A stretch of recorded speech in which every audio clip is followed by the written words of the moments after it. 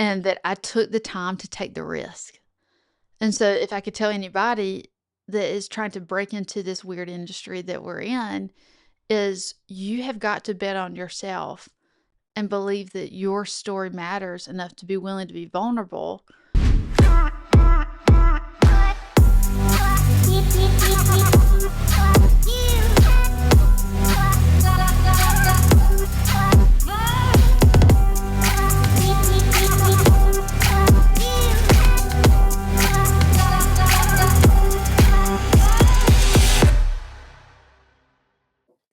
Hey friends, and welcome back to the Show Up season of The Mary Moran Show, a season all about how we never asked you to be perfect, we just asked you to show up. And today I could not be more thrilled than to be sitting down with my new friend, turned, I feel like lifelong friend, we'll just see, fellow photographer and author of the brand new book, This Little Fire of Mine, How Flickers of Doubt Can Spark a Bolder, Brighter Faith, as we dig in and talk about showing up and asking the hard questions of yourself, of your life, of your faith, of what you believe in and what you are willing to stand for, and showing up and asking those same hard questions of the world around you. Kendall Mariah, welcome to the show. Welcome to the Mary Moran Show. Yay! Thank you, Mary. I'm excited to be here. Oh my gosh, I've been so looking forward to this. What we were saying before we hopped on, we had to start a little bit late because I was still just trying to narrow down all my questions I have for you. I have so many. So I know this is going to be a good episode, but let's just even kind of start at the beginning. We both have a background in photography, and you were telling me when we did an Instagram live for Underestimated that Yeah. you were like, you don't know this, Yeah. but we had actually, like, that's what I said, and we were meeting for the first time, really hanging out on the show, hanging Yeah. out on Instagram live, but it feels like we've known each other for a long time. So back in the Yeah. photography day, you found us, you were saying you found us from the first days of Instagram. Yes. Yeah, back in Justin and Mary wedding photography days. Yes. I was a early adapter on Instagram, and I think y'all were too.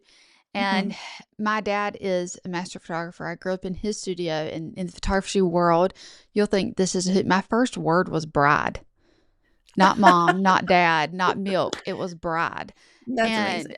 And and that should have probably been a hint for a lot of things for my parents coming down the pipeline. But so I grew up in that world. I grew up in that industry. And so in college, when I made the switch from pre-law and journalism We have that in common too. Okay. into photography and business, it's funny, I found you and Jasmine Starr at the same time. And so, Yes. I am a handful of years behind y'all, but it was like these two big sisters who I'm like, oh my gosh, your brains must be wired similarly to mine. Yes. If y'all have those things in common. And it was almost like y'all had already gone that path. Y'all had already pursued law school, and then you still ended up doing the creative thing. And I think that was part of the permission that you probably had no idea that I needed to just go ahead and pursue the creative thing. And if that's still back in the back of my head in 10 or 15 years, I can go back. Right. And I pursued that, and I'm thankful I did. I am married to my high school sweetheart, who I was dating at the time, and we were dating long distance. And the idea of doing 4 more years of school was just, and figuring out how in the world am I going to navigate doing law and moving as a military spouse. So it's still something I haven't taken off the table long term. But thankfully, we live in a world where I think we can have different careers, and we have different seasons of life. So that's when I found you and Jasmine back in probably 2013ish would probably be around that time. And so that's when I started shooting my own first weddings. And so, I feel like I've known you a long time, but I guess, it's one of those weird social relationships where I know so much about you and you're like, who is this crazy girl that has been, in my comments or likes for a long time, but I have no idea who she is.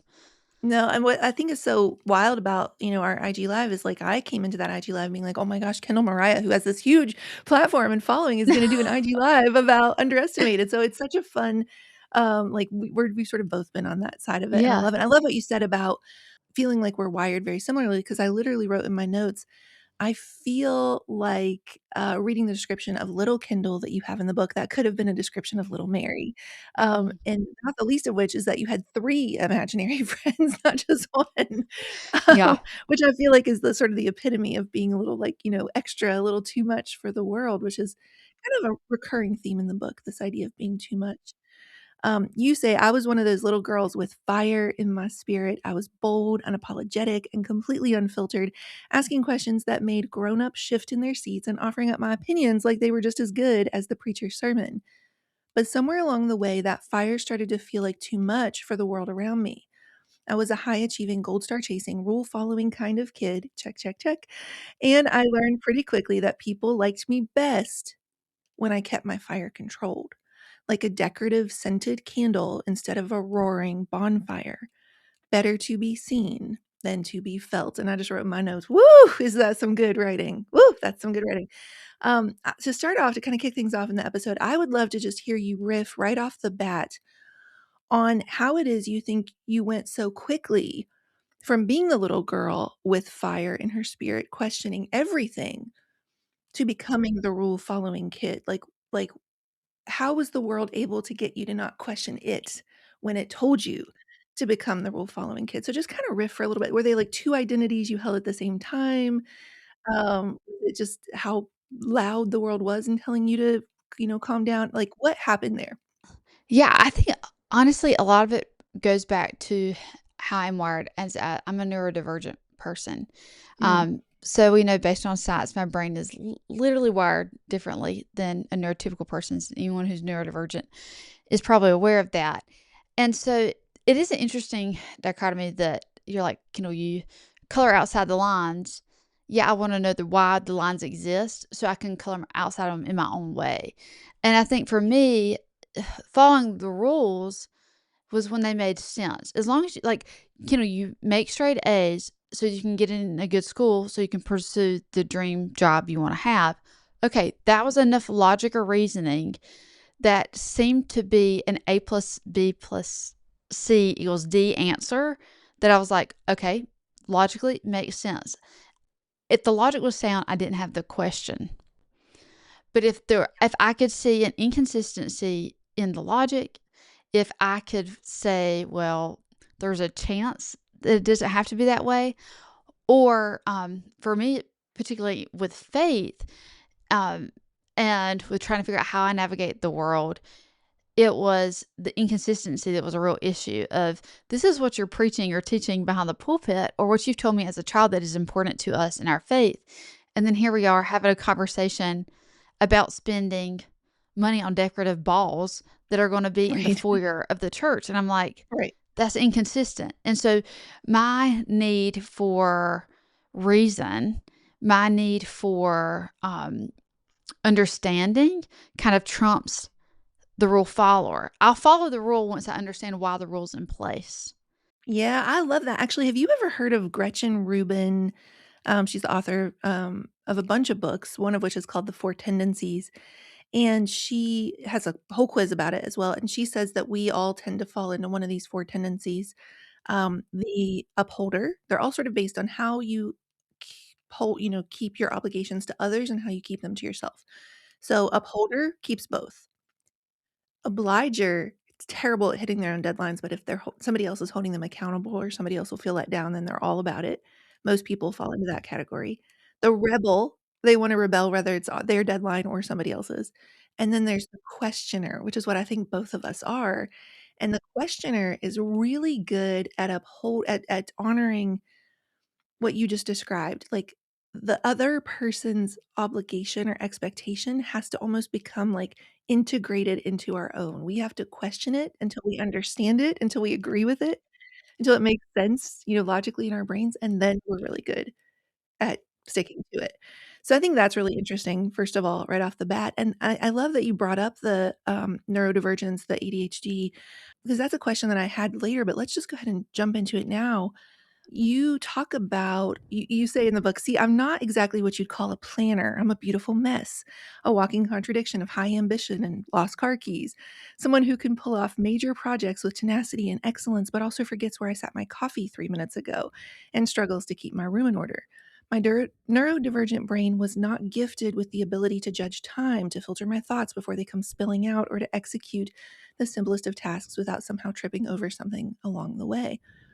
And that kind of quote unquote like beautiful mess, this mess Mhm. that we live second by second, when we're looking out at a world that's only presenting the highlight reel, I think that's one of the biggest reasons people start to feel this imposter syndrome. Right, like, we see the messy process, and other people only see the end result, and we're only seeing other people's end results.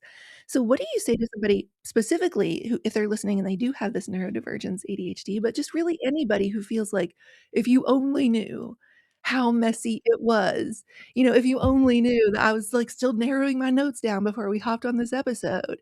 Like, what do you say to people who feel imposter syndrome specifically because of how messy it is behind the scenes? Um, Join the club. Um,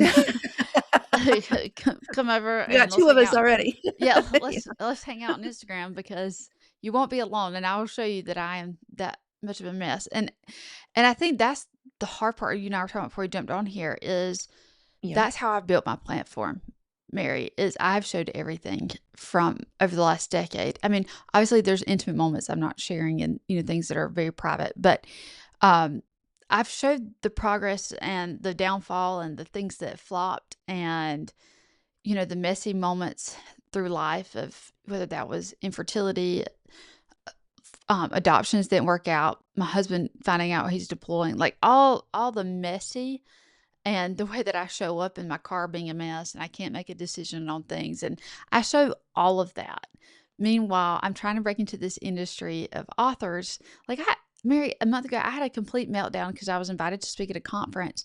And I am looking at my husband, he's like, "What is the matter?" And I was like, "I don't own a blazer. And if you're an author, you're supposed to wear a blazer when you talk in front of people." Like, I'm melting down because I don't own a blazer. And my husband's like, Yeah. "You don't wear a blazer." And I'm like, "I don't wear a blazer, but I think I'm supposed to wear one." And he's like, I don't think they would have gave you a book deal if they didn't want Kindle to show up. Like, you're Yeah. supposed to do what you're already doing. But that is really hard when Mhm. if you are wired like us and you work well, like I need the framework and then let me decide how I color inside those lines. Let me pick the colors. Let me have some autonomy in it. But because I know I'm different, because, um, and this is probably more the autism side, I know that I don't have self awareness. I have programmed myself to know when I need to be self aware Wow. and when I need to follow the rules and I need to be paying attention better, when I need to have a filter, I've programmed myself to understand that. So when I feel like that path is not given to me, when that framework is not given to me, I don't trust that people can handle me. I don't trust that Mm. people will accept who I really am. Thankfully, I've been met with the fact that they can and they would, and that's actually who they were expecting and who they were wanting because that's how I show up online. That's how I built my brand and platform. But that's so contrary to what we see in an industry of writing and speaking and showing up, very professional with all these numbers and accolades behind their name. And that has not been my story and has not been my journey. And it would be so inauthentic to me now to go buy a bunch of blazers and, um, dress pants and show up in that way because that's not who I am. That's not my lifestyle. It doesn't make sense. But it's very difficult when you have that drive to succeed and you want to do it right. I want to do it right because I like excellence. I want to do it right because I don't want to disappoint people. I want to do it right because I want to steward this opportunity. Like if I've got one shot with this, I want to make sure I did it the right way. Yeah. Um, and and it's hard when that path's not laid out for you, Mhm. when you're trying to break in and, things aren't laid out, and so, eh, it's difficult, and I mean, the imposter syndrome you were just talking about is something that is about eat me alive over the last 2 weeks Hmm. because here I am, with this book about to come out, and as a debut author with, no other experience to have a dream book deal with my dream publisher with Thomas Nelson, and I'm a nobody in the industry, um, because followers doesn't translate to buying you a ticket into the inner circle. Um, and so I feel like my high school self that the popular crowd was nice to me in school, but I didn't get invited to the party. And that's where I feel still right now. It's like that wound, I guess, that is there as 33 now, where it's like I've been given an invitation to the table and into the room, but I don't have a seat at the table. Yeah. Right. Um, Right. and Oh, so that's good. I, That's really good. I wish I could say I thought it would go away, Mary. I thought that getting the book deal would validate it. Right. That I thought that um, checking that big goal off would be it. But the old churchy saying of like new levels, new devils is Yes. We is talk about that all the unfortunate. time on the show. Yes. Gosh, is unfortunately true. Of like, it's just Yeah. it magnifies in a different way and it manifests Mhm. in a different way. And you're like, I thought I dealt with that little girl that was left out a long time Right. ago, Right. and yet Oof. Yeah. that feeling still creeps back in. I haven't found a way to figure it out. So if you've got it, I was Yeah. going to let you tell me the answer to, and if you've got the answer to imposter syndrome. Well, I just wanna underscore before I even circle back there for a second, something really beautiful that you said in there that I think is for somebody is when you show up as you really are online and in sort of everything that you put out, then it actually takes some of the pressure off because people aren't then shocked when they meet the in-person version of you. You don't suddenly feel like you have to be so polished and perfect in person because you have been showing up as you all along. And I just think that there's somebody who needs to hear that, who's afraid to even, like, put the first post up because they think it has to Yes. be perfect and And let me polished. tell you how I know that is so true. And I think that is what has given me longevity when I've had some friends who are content creators that kind of blew up at the same time as me as 2020, but have kind of sizzled out, or it was kind of flash in the pan kind of success online with virality, is the first creator influencer event I got invited to. One of the other creators came up to me and she said, "Oh my gosh, like you're exactly the same in person as you are online." And she wasn't saying it necessarily as a compliment. She was saying it as like, "Oh, that's interesting. Like, what a concept." And I was like, Yeah. "Oh no." And like there was this feeling of like I've been found out. Right. But it's such a new world, a new industry. Like I didn't know that that was not common. I didn't realize that some people's online personas are caricatures of their lives. Like it's not only is it a highlight reel, but you're only seeing the small percentage of their personality or their life or whatever it is. And so when you do meet them in person, there's a real disconnect there, or you feel like you're meeting someone totally different. And that has been the most repetitive thing that when I've met followers or online and then in person, they're like, "Oh, like y'all are the same. You and your husband's interactions and is or with my daughter is exactly what they expect." But that's not very common. And so my Yeah. imposter syndrome, I thankfully, because of those interactions with friends turned followers and all of that over the last 5, 6 years, I don't have it when it comes to me and my followers and how with their expectations because I'm in everyday conversation with them. I know I feel comfortable with them. It's like going and hanging out with friends here or going to my parents' house. It's the intimidation of walking into the room of people that I want to win the approval of, the validation of, the industry people, the people that hold the keys to certain doors. It's the people that have already found success in this industry that don't know who I am, don't have a clue. And not that they should. I don't think that they necessarily should. But I'm like, what if they don't understand me? Yeah. And Yeah. I've got to You know come what in though? this I feel package. like such a strong urge to just say to you and also say to myself, like, little girls like us grow into grown women with a path that is not dependent on any other human's keys. Yeah, You know, that's the so keys true. and the rooms and the tables that and I know exactly what you're feeling, I feel that pain viscerally. But just the same way that you were talking about getting the book deal or being with this dream publisher, you didn't feel the way you thought it would feel. It's the same way when you get these invites to these tables. Anything that feels when the door finally is open, but it feels begrudging or it feels forced, or you feel like you have to perform to be something that fits what they want. It's just not where we're being led. It's just No, not where we're being no, called. Like we're the ones to build totally. the table and invite somebody else, you know?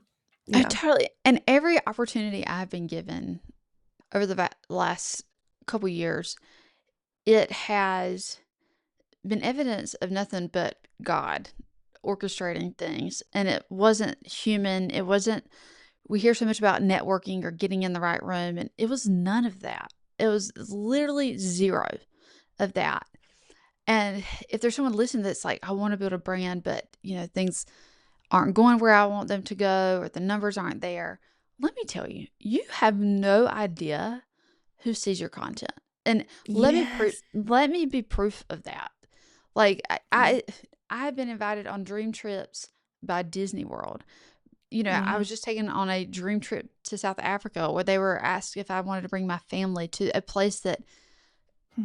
I started loving and was volunteering in a decade ago as a college Hmm. student. And like, it was something like tucked away in my heart. I'd never really spoke about it online with this huge platform. People had no idea.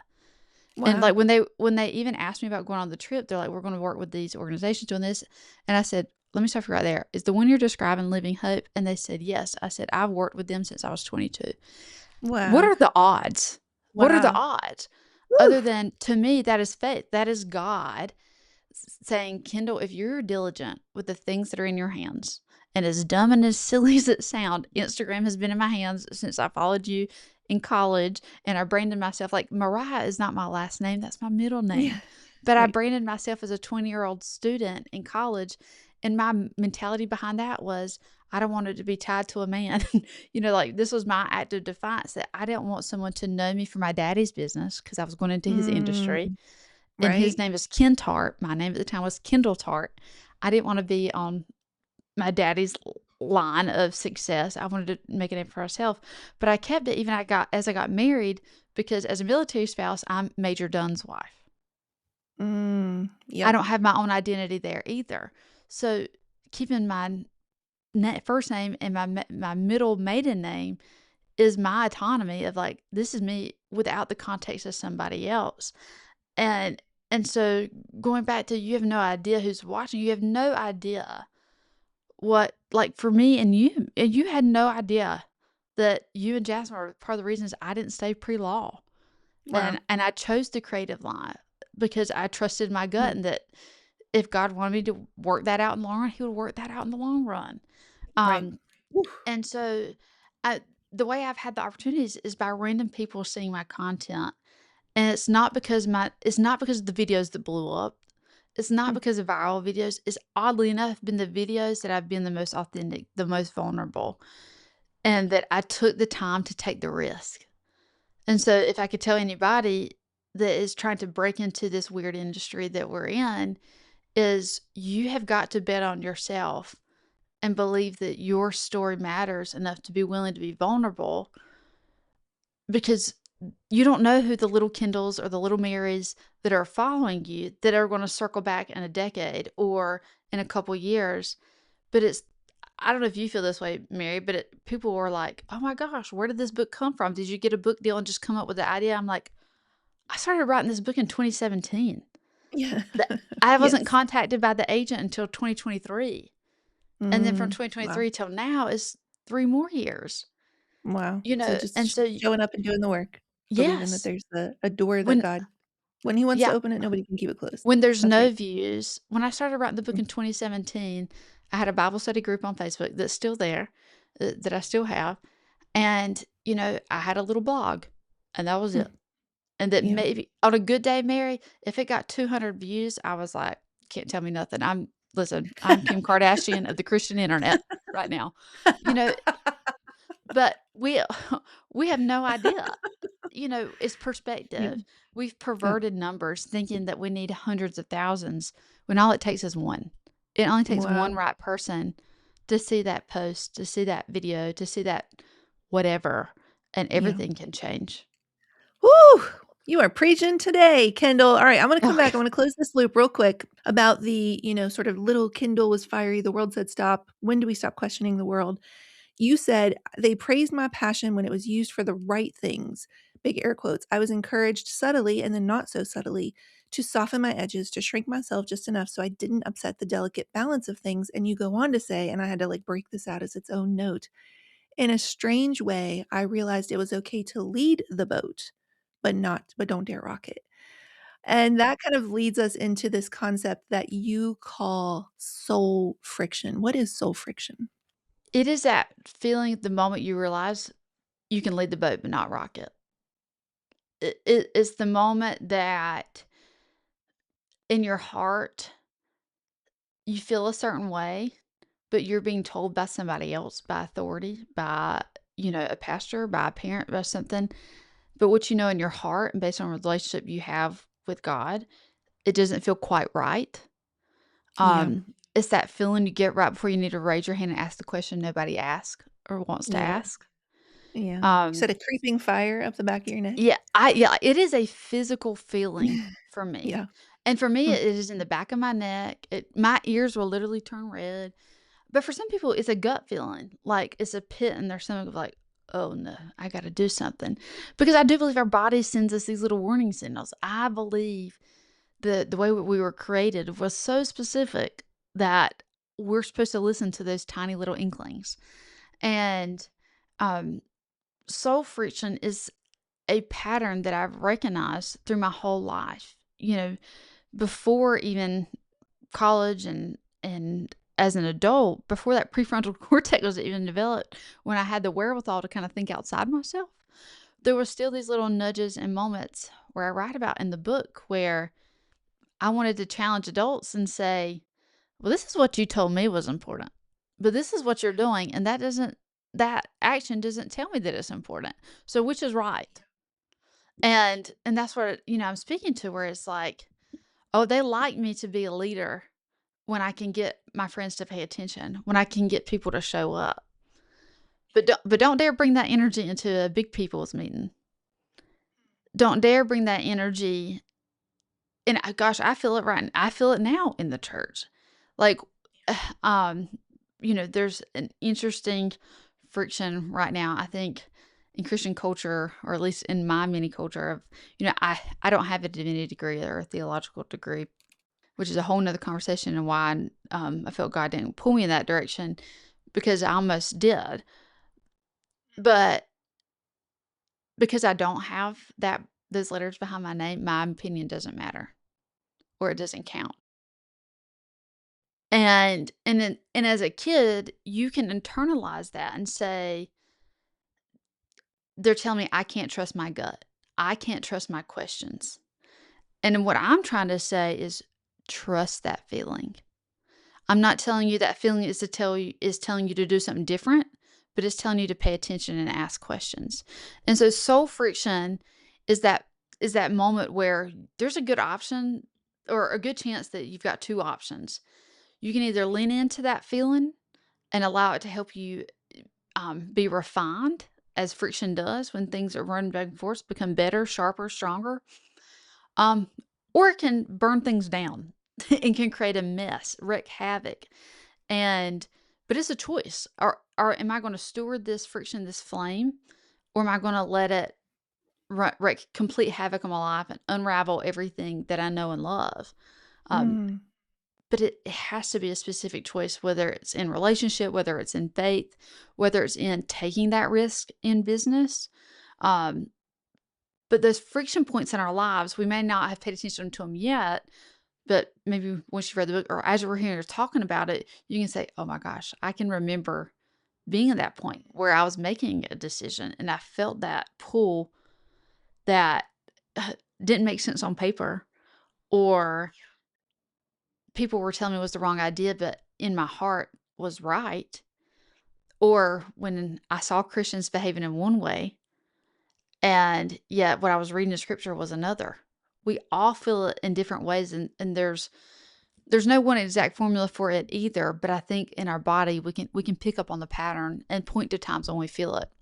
Yeah, you, talking about this idea of sort of questions and, like, questions not feeling welcome, you can Mhm. lead but don't rock the boat.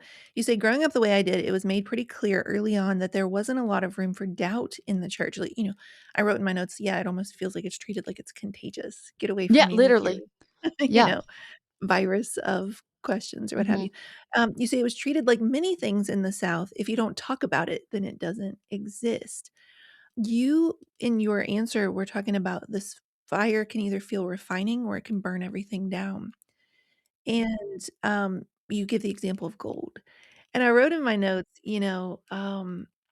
well, you have a quote that says, "In faith, like gold is strengthened in the heat of trials, fire doesn't just test, it transforms, it turns raw, unshaped material into something strong, something enduring, something beautiful." And I wrote in my notes, and all the people who survived 2025 or the last 6 years, let's be honest, said amen, you know? Um, but I guess maybe just sort of, let's kind of bring those 2 together of how the fire can actually create a boiling point, as it were, where Mhm, you mhm, cannot keep the questions to yourself anymore. And then I have some questions mhm. about how long we're gonna be in the fire. So, Yeah, yeah. start first with the, like, questions were treated like a virus, growing up. Yeah. Well, like I said, you know, you hear the phrase, "Hear no evil, speak no evil, see no evil." Mm. Like, if we Yeah, don't talk about it, then it doesn't exist in, Christian culture a lot of times, and not just in the South, because it's almost like if you name it, then it can grow, then it can get bigger, mhm. and not just doubt was treated that way, depression was treated that way, just Right. different things that are natural parts of life. And, you know, I don't think doubt is quite treated that way anymore, but it's got a new name and it's called deconstruction. And if you say the word deconstruction 3 times in a room, for some people, their heads will spin. Like, they just you see like, they're just visceral reaction, like, I'm like, "Y'all do realize it's just a word. Like, it is Yeah. just a word." And it simply just means to take things apart, to try to figure it out. Like, I think about engineers, like, my brother was just one of those kids that he'd get a new pen, and he would just take it apart just to see how it worked, and then he'd put it Yeah. back together, and then he was like, "Oh, that's how it works." My brain, I don't need to do that. I'm one of those people, like, when an electrician comes and they wanna explain what they're doing, I'm like, "No, boo, you got the degree. I trust you. I don't need to know. I don't need to know how the Mhm. water gets in the pipe." Now, my husband, Mm. he likes those things. I don't need that.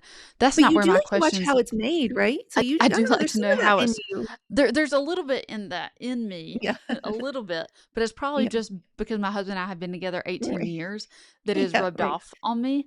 Um, Yeah.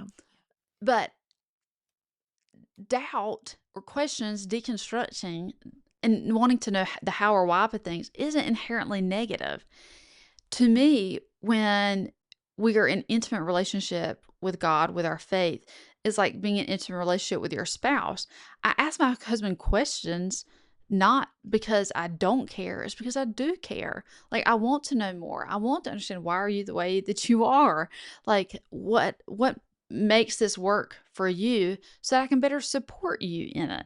And so I think if we reframe doubt and deconstruction and see it as, if I have doubts or if I want to deconstruct, it's not because I don't have faith or I don't care or I don't want to be a Christian anymore, but maybe it's because I actually care enough to ask the question, to go deeper.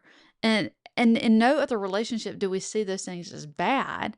We see it even as healthy. I mean, to me, deconstructing our faith is like decluttering your home.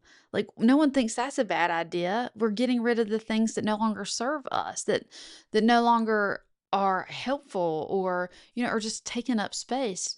And one of the examples I use in the book is purity culture. For me, is something that took up a lot of space in my brain. And it made a difference in what I wore. It made a difference in how I showed up as a woman, how I thought I could show up, how I couldn't show up, where I should show up, where I shouldn't show up, where I was allowed, where I wasn't. And I had to tear that apart because I I talk about it from, you know, in 3 kinda different phases of how it affected me in high school and how it affected me in college after being sexually assaulted. And I did all the right things. I was at the right place. I wasn't wearing the wrong thing. I did the formula and I still messed up.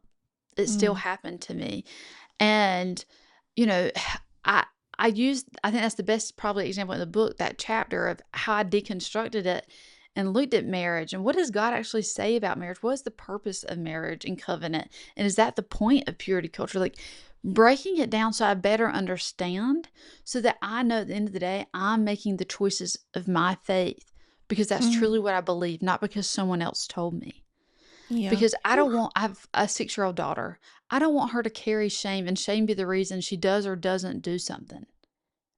I want her to feel empowered to make the right choices for herself and her body out of a place of love and respect, for her body and herself so that she knows when she's in a certain situation that she can stand up for herself, that when something bad does happen, she can goes right to her mom or right to authority and know that she would be believed. And listen, my mom didn't know anything about that situation till this book came out.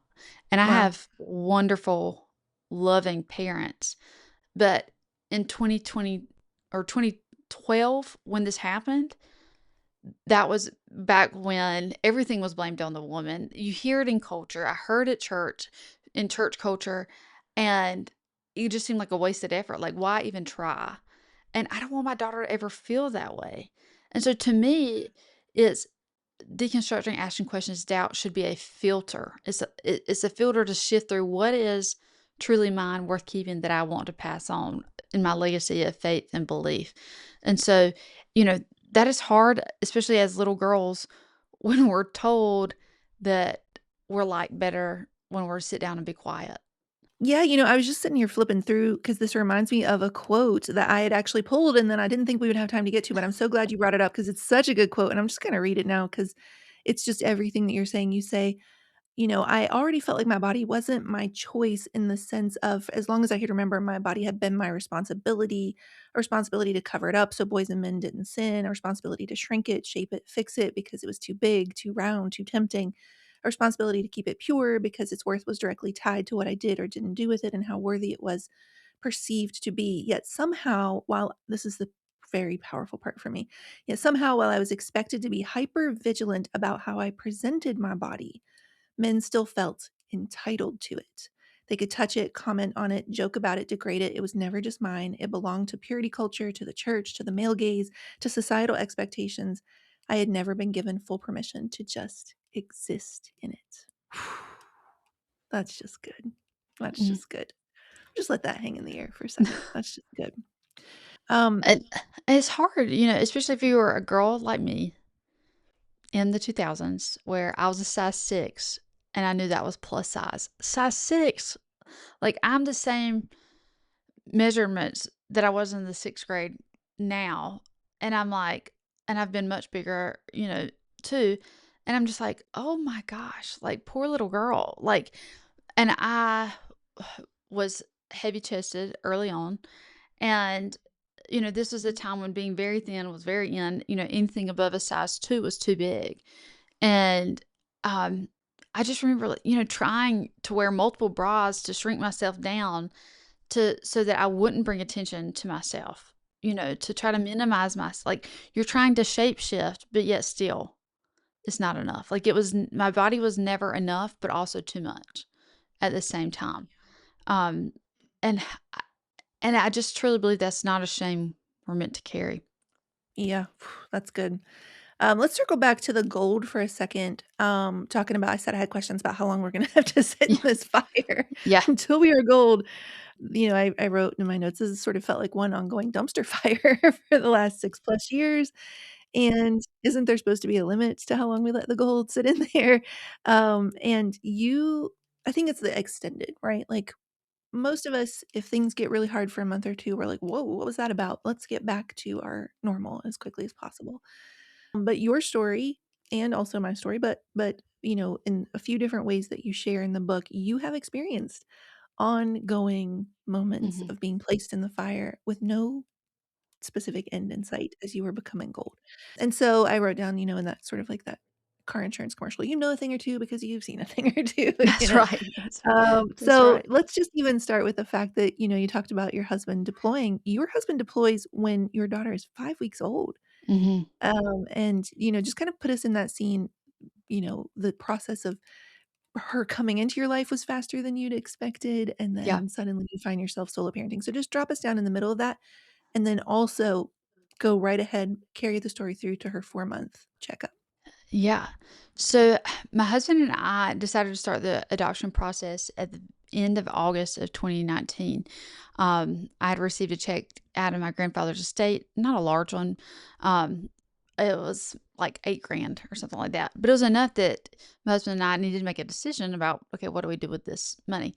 And we were sitting eating tacos, And I hadn't made a decision, and I just told him, I was like, well, if you get any ideas, let me know. Like, do I pay off my student loans, or what do we do with this? And he just looked at me real casually and said, I think we should start the adoption process. And I was like, really? We always knew that was our plan. We just didn't know when, right? And I said, okay. I said, really? He said, yeah, I had a dream, and I just think, and my husband's not a dreamer. He's one of those people that shuts his eyes, turns black, wakes up, turns white. That's it. That's all he gets usually. And so when he said that, my ears perked up. Well, around Labor Day, we officially started the process, and we were told the adoption process was average 18 months, potentially could take 2 years. And Mhm. we said, okay, we'll surrender to that. It gives us plenty of time to prepare, come up with the rest of the money that it takes. And my husband already had a date to deploy in a few months. And so our goal was just to get the paperwork side of it done, because who wants to, be faxing legal documents back and forth, and worry about all of that, while he was gone. And so that was just our goal. So we finished up all the um, paperwork, home study, all that process. And just to give you an idea of how tough it is, my husband was going through the top secret clearance process at the same time in Hmm. the military. And he said, he said that the adoption process was more difficult as far as the Wow. interviews and everything that we went through. And so we finished around Halloween. So we're 2 months in to the process. And the goal, again, was just to get that done before he left in the first week of December.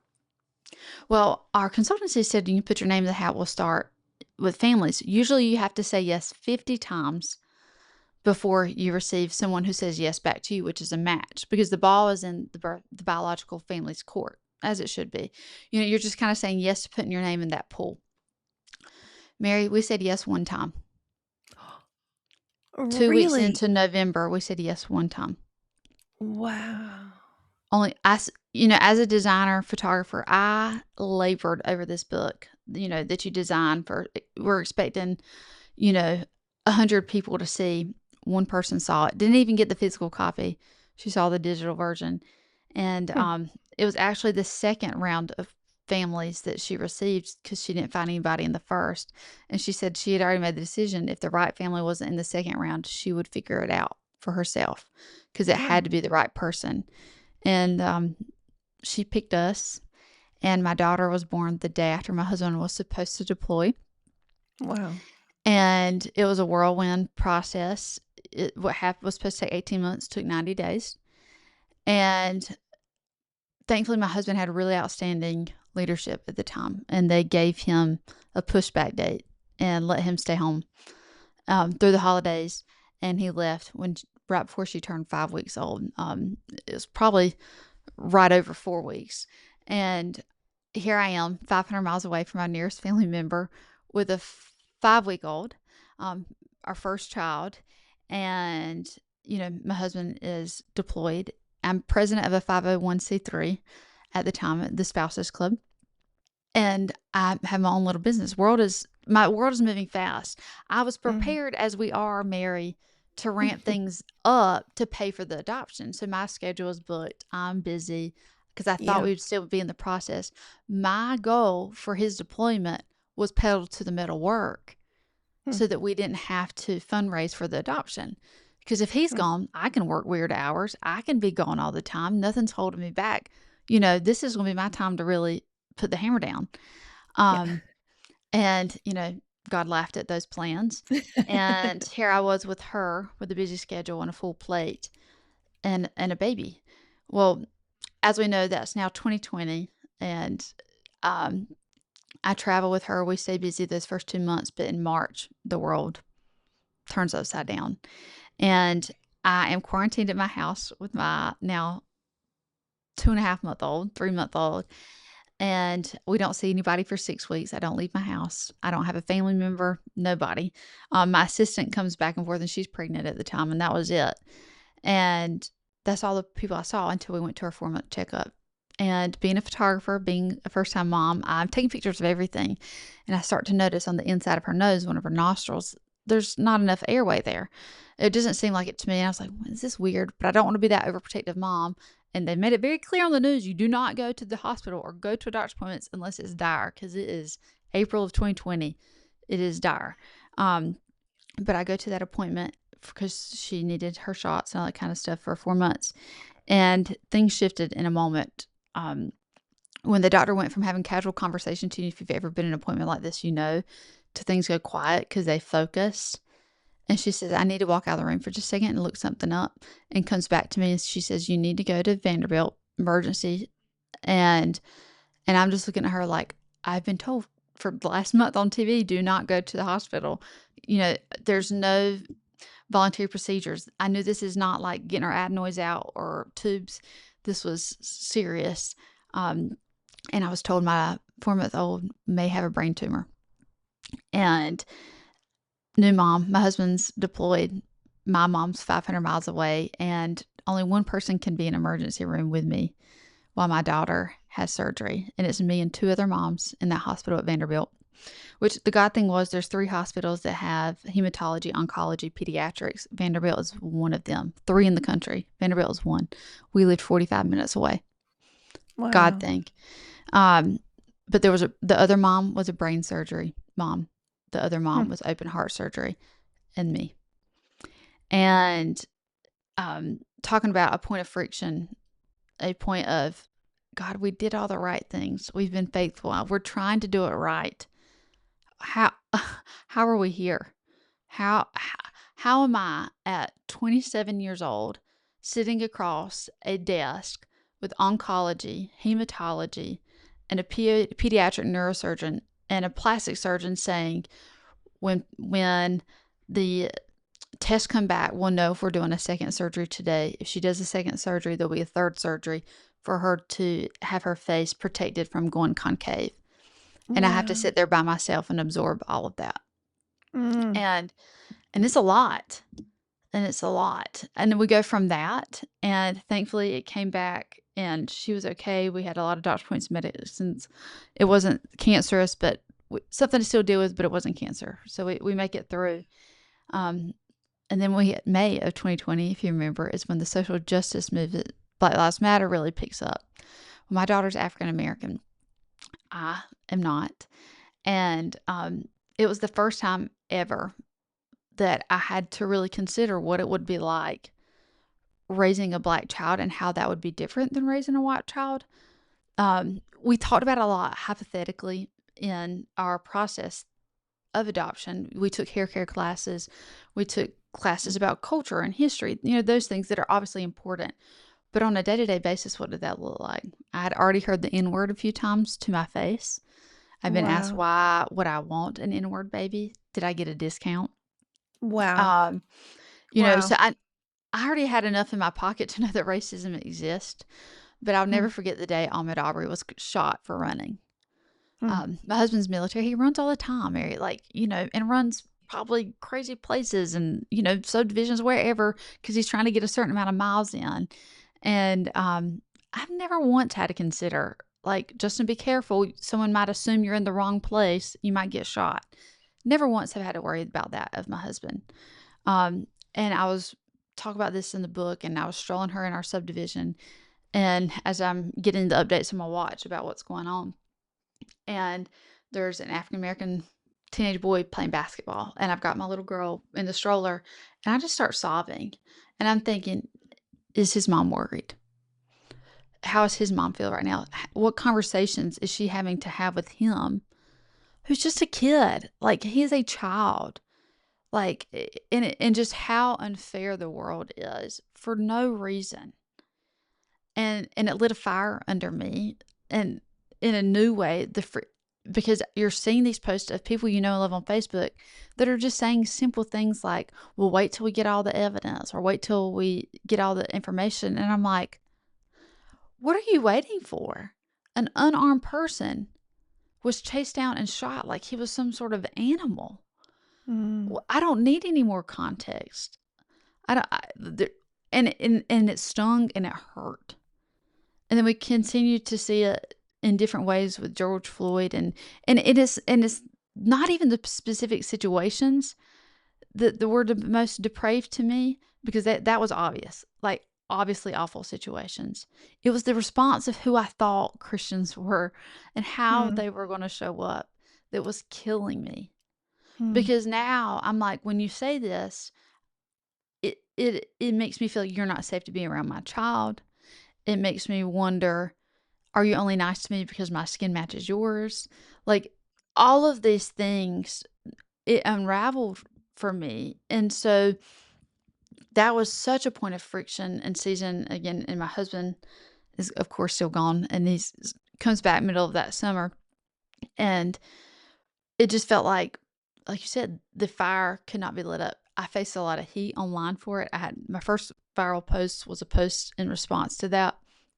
Um, because people don't expect people to look like me to Mm. say something. At the time, my hair was longer and blonder, Mhm. and they didn't expect for me to speak out. They didn't expect me to say what I said. And some people that was very well received, and they were thankful I finally said something, or people like me finally said something. But on the other hand, the people that look like me are saying, I'm just trying to play the race card. I am Mm. doing it for attention. When I was just a broken hearted mother who wants the world to love her and give her the same opportunity that I felt like I had. And even though it wasn't perfect, and clearly I still had issues and it was hard, but I was pissed, for lack of a better word, that the church wasn't offering the same support and defense of people that look like my daughter that they would for me. Yeah. And Mm. and that's a hard realization, but it's unfortunate that it takes something like that for it to affect me in that way. Like, I wish that I had that natural empathy or understanding without having to experience it for myself. I mean, Mary, I literally had to call up some of my Black friends that I grew up with, and I'm like, "One, I'm just terribly sorry. I had no idea Mm. Yeah. that it was this bad, and I had no idea that you and I could be going through the same classes, have the same friends, experiencing the same things socially, yet you were experiencing it differently. Hmm. That you Right. were getting different reactions and having to overcome different things, and I'm sorry that I was not aware enough to know." But again, hear no evil, speak no evil, see no evil. If we don't act like it exists, then it doesn't exist. So immediately when I start saying, someone called my baby the N word at the grocery store, people are like, oh, they think that's a one off situation. Or now they suddenly care and they're like, oh, it does exist. But the unfortunate thing is we don't believe, or we haven't listened to the African American or people of color's experience. They've been saying it forever, for decades, hundreds of years now.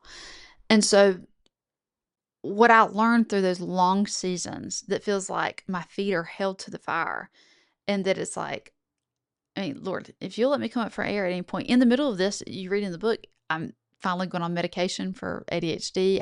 There's a whole wrestling with that. It's all happening within kind of a 6-month period.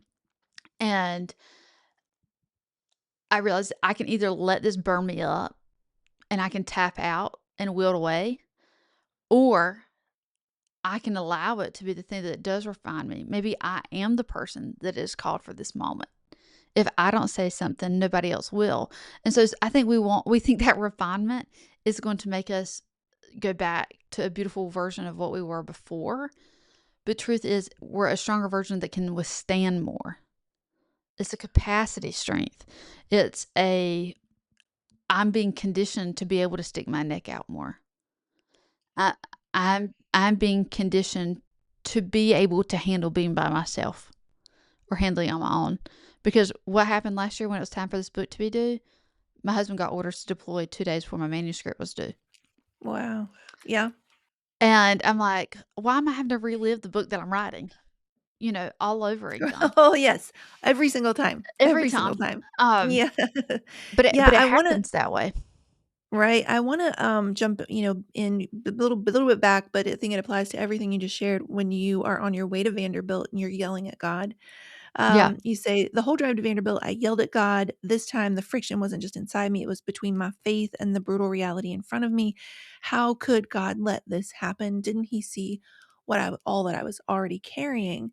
Hmm. And you go on as when you were sharing just now to talk about how God orchestrated as only he could that you end up at Vanderbilt, which is one of the only hospitals in the country that specializes in exactly what you needed it to. And the hard question I want to sit in as we sort of start to wrap up here is what do you do with those times when it's like, I've found myself dealing with this even a couple weeks ago when we lost our Mhm. dog Atticus. There were these like God wink moments that he orchestrated as only he could, and I'm so thankful for that. But then at the same time, I'm like, but you could have saved Atticus, you know? Right. And No, so exactly. it's like I wrote in my notes, this is like raw, hard question, showing up vulnerably, Mary. I wrote in my notes that sometimes it feels like God sets the house on fire and is like, "But look at the water hose I left for you in the driveway."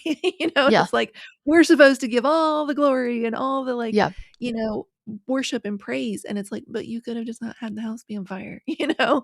And I don't know what to do with those times. You have a quote in the book that maybe will kind of, like, inform our answer here. You say, I know people like to say that fear and faith can't coexist and that one cancels out the other, that true faith leaves no room for fear. But I'd argue the opposite. Sometimes faith needs fear to exist. So I don't know if those two thoughts connect at all or if they're two different answers, but what do we do with those times when it's like maybe you could have just not had it happen at all? Yeah. Literally. And my Literally. faith is feeling really shaken. Yeah. It's so hard to not just continue down that rabbit hole, of of why me, God? Why now? And one thing that my mom reminded me of was because I cried at the hospital thinking I've got to call Mama J, Zay's biological family, and tell them. Like, are they going to think it's my fault? Did I do something? Like, things that are not true Right. at all. But, like, I have this whole other family that I feel a responsibility to honor and let them know, and have conversation with. And mom said, God knew that this would happen. And he was gracious enough to connect you two together for Zadie to get the care that she needed so that she did not die. Because the doctor had told me if it continued to grow, it would block her airway. And if you know babies, they cannot breathe out of their mouth, they breathe out of their nose. And so it was one of those perspective shifts of like, this sucks so bad right now, and it could be worse. But there's so many things that we can't control and that are going to happen because it is life. But are there those little God winks or sprinkles or moments that you can gather together that God was gracious, God was kind? That I'm not saying you've got to get down on your knees or throw a big worship and, like make a big moment out of, but it's just a little whisper of, I see you, I'm with you, I had this in mind, I knew you could handle it. Hmm. And that is something, talking about vulnerable and things that, like, in recording the book, I didn't cry till I got to the acknowledgments, and I talked about my grandfather because he was such a key figure in my life, and he Yeah. passed in 2016. But one thing he would say, don't worry, to my grandmother, when I would talk about my dreams and my plans and what I was doing and how busy I was. And I was planning a 300 person wedding. I had 24 credit hours my last semester of college, and I was president of my sorority. And my grandmother's like, Kendall, you need to slow down. That's too much. Like, that. And my papa would say, he said, hey, now, don't worry about Kendall. She can handle it. And I would just hear that voice in my back of my head that knew, one, I was built this way for a reason. I was built with the capacity for a reason. God orchestrated things that in the brokenness, because in a perfect world, Mary, I would not be Zadie's mother. Hmm. In a perfect world, Mary, cancer would not exist. In a perfect world, Mary, Atticus and our fur babies, they would live with us forever. And I would be buried with my pet, my Spocky boy, in 100 years. But we don't live in a perfect world. And God is gracious enough to give us these little whispers or these little moments of, we're doing the best we can with what we have. And the best I can with Zadie right now is she found her way to you and Justin, which gave her the opportunity with health care that she's 45 minutes from 3 of the best doctors in the country in a time when everything is shut down, in a completely different world. And she would not have had that opportunity if she had stayed where she was. And her family, we have a beautiful, wonderful relationship, thankfully, through adoption. But it was that wink. I mean, this takes it this further, that continues the God wink for me. Last year, I finally moved Zadie's appointments to North Carolina for that follow-up visit to hematology, oncology. And I was worried, as a mom, you're like, am I picking the right doctor? What if we don't go to the right doctor and they don't catch it again? And thankfully, we have 2 great children's hospitals in North Carolina, UNC Children's and Duke Children's. And I labored over which one do I go to? I prayed about it, asked people. we get to the hospital, and the doctor comes in, and she looks at us kind of funny and goes over the chart and does the test. And she comes back and she says, "Did y'all used to live in Tennessee?" And I said, Wow. "Yeah." And she said, "I was a resident on Zadie's case in Come on. 2019. The same Wow. doctor, Mary, at Vanderbilt was now at UNC Children's. And out of all the doctors at UNC Children's, that's the one we saw." Wow. Woo! And so I think we have to use those little pebbles, those little whispers, to not build a mountain on. But Mm. it gives me enough energy to keep the faith and hold on and keep moving. When I was having really bad episodes of paranoia and anxiety, God would give me just 15 minutes enough of strength to get on the phone and call my mom or call Justin and tell him the signal words to get home and get to me. And then I would just pray, "Lord, give me enough strength to get out the door and go for the walk." I think sometimes we want the miracle to be something big and immediate, and sometimes it's a whisper of hope.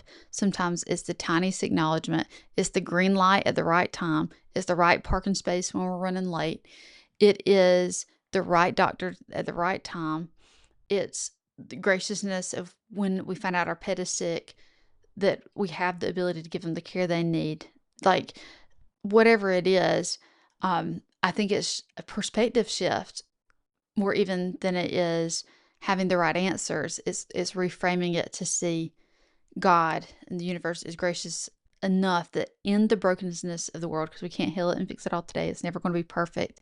What are these little tiny moments that help us realize something's bigger, greater than us, and there is still hope to be found? Mm. Ooh, that's so good. It is not about having the right answers, but it is sometimes about asking the right questions. Kendall, where can they find you? Where can they find this book? Are there pre-order bonuses they need to know about?